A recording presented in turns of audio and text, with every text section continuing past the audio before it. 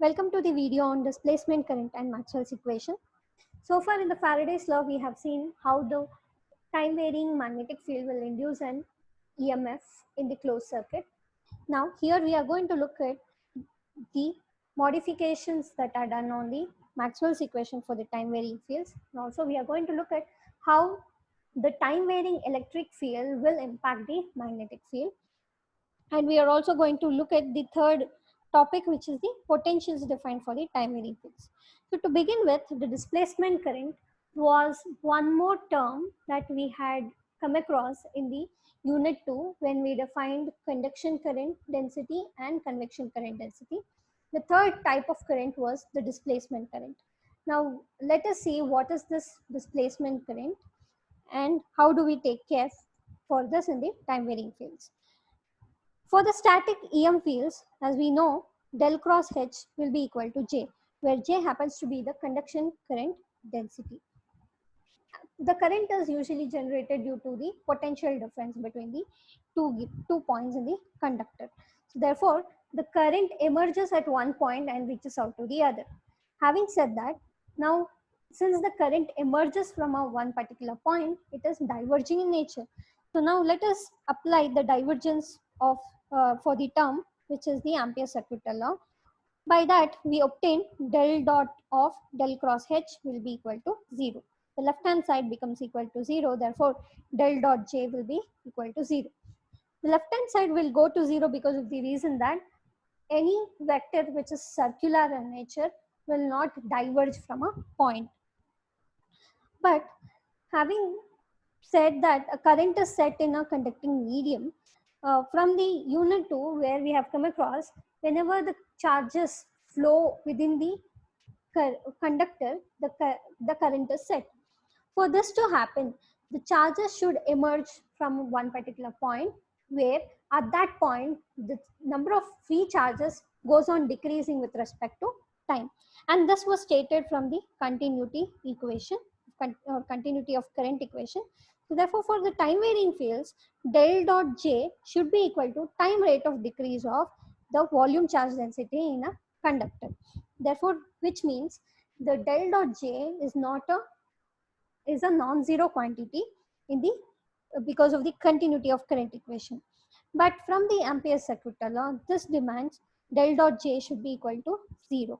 Since both of these equations cannot exist at the same time, we have to take care of the current that is set in a conductor by adding an additional parameter to the Ampere circuital law, and that quantity is J suffix D.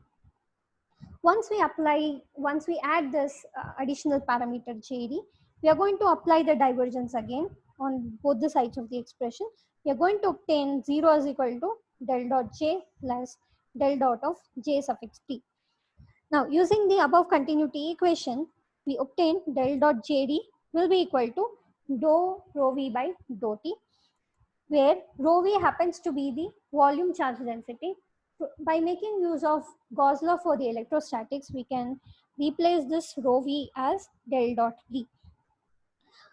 By applying the partial differentiation with respect to time to the vector D, we obtain del dot JD will be equal to del dot of dou by dou T of electric flux density T. By equating the terms on either side of the expression, we get J suffix D is equal to del D by del T. And this JD is nothing but the displacement current density which occurs due to the time rate of change of electric flux density D. Now, this is an additional term added to the Ampere circuital law, which takes care of the phenomenon that the current which is changing with respect to time will induce the magnetic field in a material medium. So the addition of this parameter, displacement current density, was the contribution made by Maxwell's. And without this displacement current, it would have not been possible to see electromagnetic wave propagation, which is the radio or TV waves. And from the expression of the modified Ampere circuital law, we can see that the displacement current becomes insignificant at the lower frequencies, thereby only the conduction current density dominates the Ampere circuital law. Whereas at the higher frequency, both conduction as well as the displacement current density are comparable to each other. Now let us consider a scenario where the current is flowing in a circuit which consisting of a parallel plate capacitor connected across a wire. The wire is carrying a current I, and thereby the current is also passing through the parallel plate capacitor by inducing an electric field within. Now, when I have to evaluate the Ampere circuital law for the scenarios, if I apply the Ampere circuital law for the wire with the covering the path L, covering the surface S1, and the second scenario where the surface is considered to be passing between the parallel plates of the capacitor, which is having the path L. Now, when I apply for the first scenario, the Ampere circuital law will just lead to the measurement of the total current flowing in the wire, whereas we have to account for the current within the parallel plate capacitor. In order to measure the current, whether the same current is passing through the capacitor or not, we need to apply the Ampere circuital law within the parallel plate capacitor, where there is no actual connection between the two plates of the capacitors. For this to happen, we will consider the integration over a closed path h dot dl, where this is equal to integration over a surface S2 jd dot ds. Now this jd was previously defined as dou by dou t of electric flux density d. Now applying that, we get d by dt of integral over a surface S to d dot ds. And as we know, d dot ds is a total expression for the total charge from the Gauss law expression. Therefore, d dot ds is denoted as q. Therefore, this equates to dq by dt, which is nothing but the same current I. So we can say that there exists the same amount of current between the two parallel plates as in the wire conducting the current to the capacitor. Coming to the Maxwell's equation in their final form, because of all the phenomena that we have come across so far, some of the Maxwell's equations have undergone modifications to accommodate for the time varying fields. So let us look into all the four Maxwell's equations in their final forms. The first one is del dot D is equal to rho v, which explains the Gauss law for the electrostatic fields. Del dot B is equal to 0, which says there is no magnetic monopole or non-existence of isolated magnetic charge. The third one is del cross E is equal to minus del B by del T, which was defined by Faraday's law, and del cross H is equal to J plus dou D by dou T, which was the modification done on Ampere's circuital law.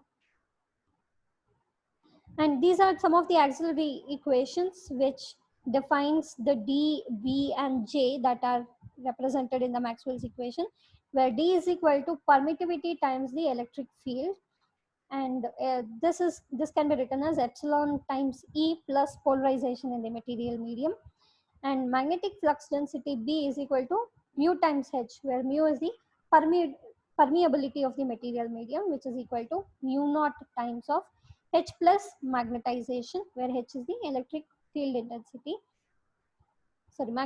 intensity, and J finally, current density is the sum of conduction current and also the convection current. Coming to the potentials which are defined for the time varying fields, potential for an electrostatic field, we know that it is defined with V, which is equal to integration over volume rho V over 4 pi epsilon R, where the potential is inversely proportional to the distance. Similarly, the vector magnetic potential defined for the static magnetic field is defined as A is equal to integral over a volume mu times J dV over 4 pi R. By using this expression, we had also come into conclusion that the magnetic flux density B is equal to del cross A. By using the above expression in the Faraday's law, we can write del cross E is equal to minus dou by dou T of del cross A. By modification, now we can express the electric field vector is equal to minus the gradient of the potential V minus the dou D by dou T of vector magnetic potential A.